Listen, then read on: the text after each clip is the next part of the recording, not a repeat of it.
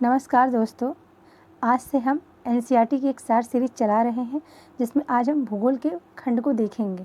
ठीक है, जो कि आपकी सभी परीक्षाओं के लिए बेसिक को बहुत ही स्ट्रॉन्ग करेगा। तो चलिए स्टार्ट करते हैं। भारत का भूगोल, जिसमें आज हम सामान्य परिचय देखेंगे। ठीक है, तो पहला प्रश्न है कि भारत किस गोलार्ध में स्थित है। तो भारत किस गोलार्ध में स्थित है? तो भारत आपका उत्तरी पूर्वी गोलार्ध में स्थित है। ठीक है, यह है आपका भारत। तो ये भारत जो है यह उत्तरी पूर्वी गोलार्ध में आता है। ठीक है, इसके पूरब में क्या है? बंगाल की खाड़ी। पश्चिम में आपका अरब सागर है। इसके पश्चिम में पाकिस्तान देश है।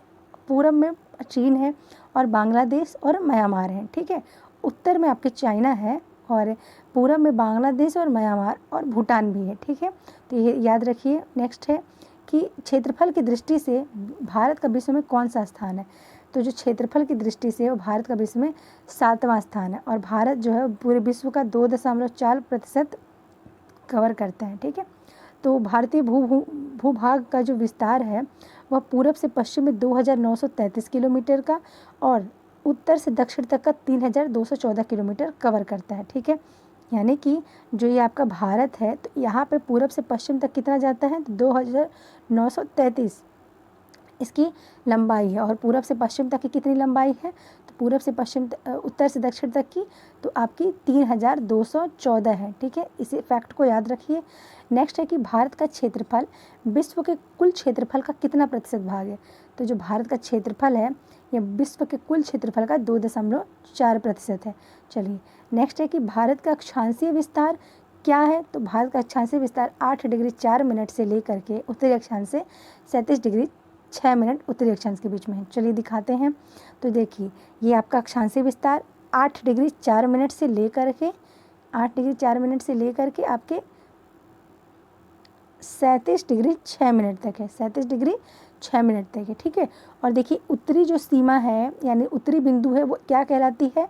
तो वह इंदिरा कॉल कहलाती है। ठीक है, इंदिरा कॉल कहाँ स्थित है? लद्दाख में स्थित है। ठीक है, चलिए और नेक्स्ट जो है कि नीचे वाली यहाँ पे तो वह कन्याकुमारी है, मुख्य भूमि की दक्षिणतम बिंदु। और अगर पूरे भारत की बात करेंगे तो इंदिरा पॉइंट हो जाएगी। ठीक है, जो कि ग्रेट निकोबार में स्थित है। चलिए नेक्स्ट देखा जाए तो नेक्स्ट है आपका कि देशांतर रेखाएं क्या दर्शाती हैं।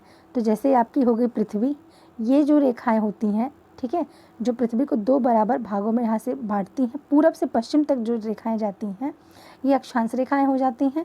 और जो उत्तरी ध्रुव से दक्षिणी ध्रुव को मिलाती हैं ऐसे रेखाएं जाती हैं, तो ये आपके देशांतर रेखाएं होती हैं। ठीक है, तो कह रहा है कि जो ये देशांतर रेखाएं होती हैं जो उत्तरी ध्रुव को दक्षिणी ध्रुव को मिलाती हैं, तो ये कह रहे क्या दिखाती हैं? तो ये समय दिखाती हैं और अवस्थिति को दिखाती हैं। ठीक है, चलिए नेक्स्ट देखा जाए तो नेक्स्ट में क्या है कि यहाँ पे कर्क रेखा। ठीक है, कर्क रेखा भारत के कितने राज्यों से होकर के जाती है?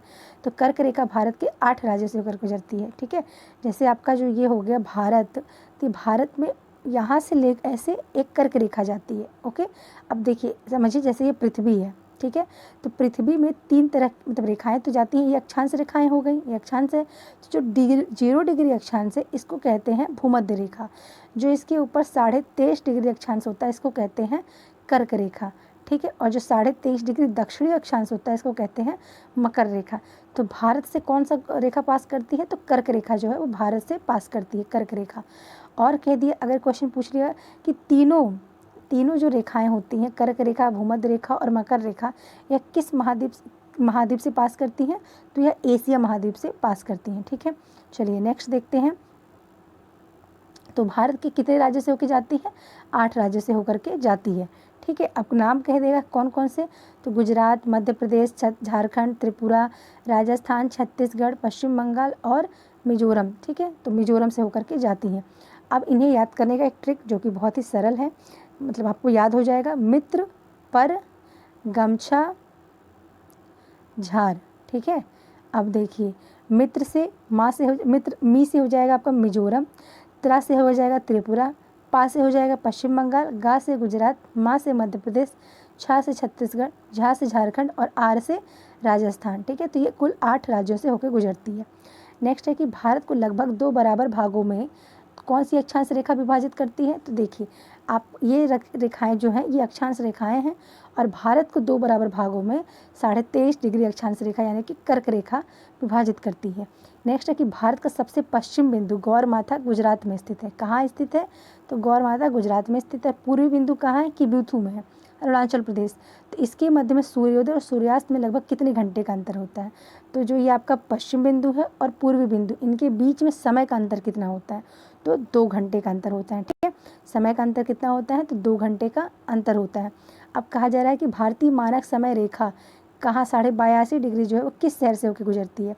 तो ये याद रखें कि भारतीय मानक समय रेखा किस पे है? तो 82.5 डिग्री पे है।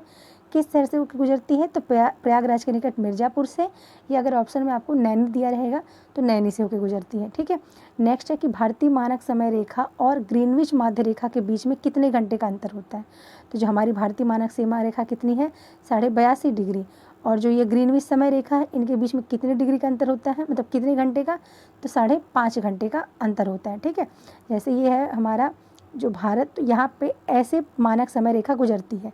ठीक है, उत्तर प्रदेश से, मध्य प्रदेश से, छत्तीसगढ़ से, यहाँ उड़ीसा से और आंध्र प्रदेश से। ओके, 5 राज्यों से होकर के गुजरती हैं। तो कह रहा है कि अगर भारतीय मानक यामोत्तर पर मध्याह्न है, मध्याह्न मतलब 12 बज रहे हैं, एकदम दिन है, और 120 डिग्री पूर्वी देशांतर पर स्थानीय समय 2:30 बजे कितना क्या होगा? नहीं, मतलब आंसर दे दिया है कि स्थानीय समय जो है 120 डिग्री पूर्वी देशांतर पर 2:30 होगा। तो इस तरीके के क्वेश्चन देखने को मिलते हैं। तो देखिए, कह रहा है कि भारत मानक यामोत्तर पर 12 बज रहे हैं और कहाँ पूछ रहा है? 120 डिग्री पूर्वी देशांतर पर।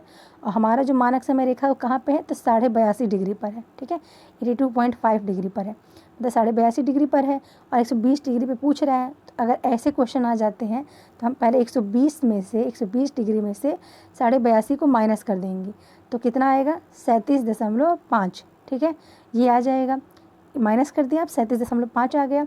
अब इसमें क्या है कि आपको पता होगा कि 1 डिग्री देशांतर को कवर करने में 4 मिनट का समय लगता है। तो अभी हमको कितना कवर करना है? 37.5 मिनट, मतलब 37.5 डिग्री को हमको कवर करना है। तो 4 का मल्टीप्लाई कर देंगे, कितना हो जाएगा? 150 मिनट हो जाएगा। इसको जब आप 60 से डिवाइड करेंगे तो आपका 2.5 घंटे आ जाएंगे। ठीक है, 2.5 घंटे आ जाएंगे तो 2.5 बच जाएगा। ओके, नेक्स्ट है कि भारत का सुदूरतम दक्षिणतम बिंदु कहाँ है? तो इंदिरा पॉइंट में स्थित है। ठीक है, सुदूर दक्षिण बिंदु इंदिरा पॉइंट पर। भी इंदिरा पॉइंट कहाँ है? तो ग्रेट निकोबार द्वीप पर है। ठीक है, लेकिन अगर पूछा जाएगा मुख्य भूमि का दक्षिणतम बिंदु कहाँ है? तो कन्याकुमारी में स्थित है मुख्य भूमि का।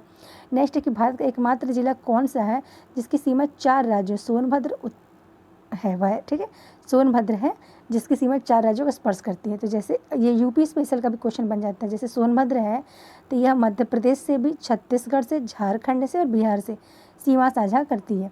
ठीक है, अब कहा जा रहा है कि जो भारतीय मानक समय रेखा है 82.5 डिग्री, यह 5 राज्यों कौन कौन से? तो उत्तर प्रदेश से, मध्य प्रदेश से, छत्तीसगढ़ से, उड़ीसा से और आंध्र प्रदेश से होकर के गुजरती है। तो याद रखिए कि जो भारतीय मानक समय रेखा है 5 राज्यों से होकर के गुजरती है। कर्क रेखा 8 राज्यों से होकर गुजरती है।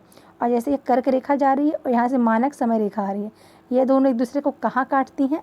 तो छत्तीसगढ़ में काटती हैं। ठीक है, चलिए, तो ये आपका ये, तो देखिए जैसे यहाँ से मानक समय रेखा गुजर रही है। ठीक है, किन किन राज्यों से जा रही है? तो आप देख सकते हैं, तो ये आपका उत्तर प्रदेश से, मध्य प्रदेश से, छत्तीसगढ़ से, उड़ीसा से और आंध्र प्रदेश से। ओके, तो इनको याद रखिएगा। ठीक है, चलिए, भारत की चतुर्दिक सीमा बिंदु एक बार रिकॉल कर लीजिए क्या क्या है। तो ये आपका उत्तरतम बिंदु क्या है? जैसे ये भारत है आपका, ठीक है, भारत है, तो उत्तर बिंदु कहाँ है? इंदिरा कॉल स्थित है। दक्षिण बिंदु कहाँ है? तो दक्षिण बिंदु जो आपका अंडमान निकोबार है, यहाँ के दक्षिण बिंदु लेंगे हम तो इंदिरा पॉइंट हो जाएगा। मुख्य भूमि का दक्षिण बिंदु कहाँ है? तो कन्याकुमारी में। पश्चिम बिंदु कहाँ है? तो गुहार मोती में। पूर्वी बिंदु कहाँ है? तो किबुथु अरुणाचल प्रदेश में। ठीक है, तो इतने फैक्ट याद रखिए। और एक विशेष टॉपिक, मतलब विशेष ये है पॉइंट कि जब भारत की कभी कभी जो हिमालय की पर्वत श्रेणियाँ हैं इनका क्रम लगाने के लिए दे देता है उत्तर से दक्षिण की ओर। तो देखिए यहाँ उत्तर में काराकोरम है, काराकोरम, उसके बाद पड़ता है लद्दाख, फिर पड़ता है जास्कर, नीचे पड़ता है पीर पंजाल और उसके नीचे पड़ता है शिवालिक। तो ये क्रम है आपका, याद रखिएगा। भारतीय मानक समय रेखा और कर्क रेखा एक दूसरे को कहाँ काटती हैं? तो छत्तीसगढ़ में काटती हैं। ठीक है, मैंने आपको बताया कि भारतीय मानक समय रेखा और कर्क रेखा एक दूसरे को छत्तीसगढ़ में काटती हैं। नेक्स्ट है कि भारत की मुख्य भूमि की तटीय लंबाई कितनी है। तो जो भारत की मुख्य भूमि है इसकी तटीय लंबाई कितनी है, तो 6100 किलोमीटर है। ठीक है। नेक्स्ट है म्यांमार की सबसे ज़्यादा सीमा किस राज्य से लगती है। तो म्यांमार की सबसे ज़्यादा सीमा किससे लगती है, अरुणाचल प्रदेश से लगती है। जनसंख्या की दृष्टि से भारत का विश्व में कौन सा स्थान है, तो दूसरा स्थान है। और क्षेत्रफल की दृष्टि से 7वां स्थान है। ठीक है। नेक्स्ट है कि असम की सीमा कुल कितने राज्यों और केंद्र शासित प्रदेशों को लगती है। तो असम की सीमा जो है वो 7 राज्यों से लगती है। चलिए देखा जाए तो ये आपका यहाँ जो है असम स्थित है। ठीक है। तो ये असम है। अब इसमें देखिए ये कहाँ कहाँ से लग रही है, यह अरुणाचल प्रदेश से, नागालैंड से, मणिपुर से, मिजोरम से, त्रिपुरा से, मेघालय से और यहाँ से पश्चिम बंगाल जो जा रहा है इससे भी लग रही है, क्योंकि ये पूरा का पूरा असम है। ठीक है, पूरा का पूरा असम है। तो ये कहा किसे कितने कितने वो राज्य हो गए, 1 2 3 4 5 6 और ये आपका 7। तो कुल 7 राज्यों से जो है वो असम अपनी सीमा साझा करता है। चलिए, सो आई होप आपको ये वीडियो अच्छी लगी होगी।